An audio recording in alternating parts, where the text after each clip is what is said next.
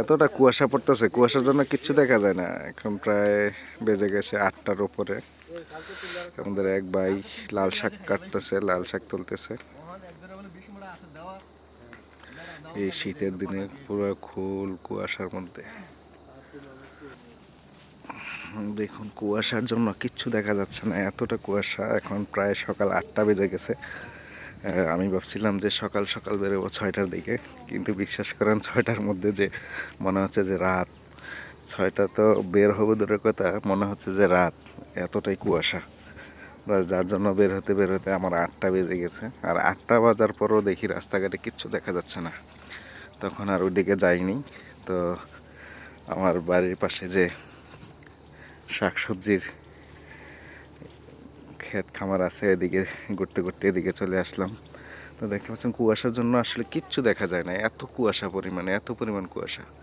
আমার মনে হচ্ছে যে 10 হাত সামনে গেলেই কিছু দেখা যায় না। আর এখন যে এত কুয়াশা পড়ে এটা আমার ধারণাই ছিল না।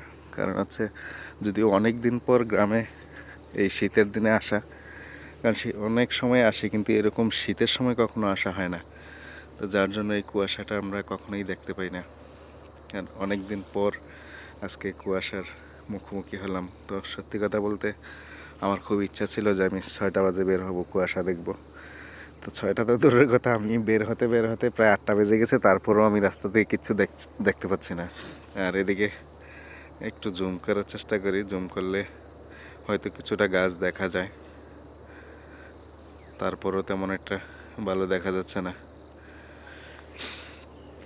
আর এদিকে দেখুন শাকগুলা, লাল শাক, এই যে একদম আমার কাছ থেকে দেখলে তখন দেখা যায়, আর একটু দূরে যেতে গেলেই কুয়াশায় মানে একদম অন্ধকার হয়ে যায়,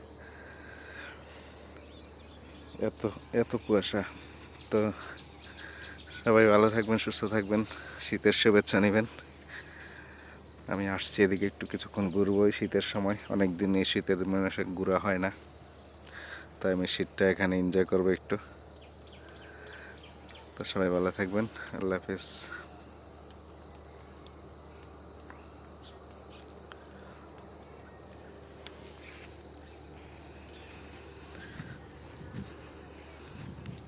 ও সবচেয়ে মজার বিষয় হচ্ছে এই জায়গাটা দেখাতে ভুলে গিয়েছিলাম, এগুলো আমাদের সবজির সবজির ক্ষেত বলি আমরা। যাই হোক, এই যে দেখতে পাচ্ছেন ছোট ছোট সবজি মাত্র, লাল শাক, মূলা শাক, ফুলকপি, মরিচ, মানে এগুলা অলরেডি হচ্ছে, ছোট অনেক যদিও, তবু এতটা কুয়াশার জন্য আমি বাকিগুলো দেখাতে পারছি না। এদিকেও ছিল।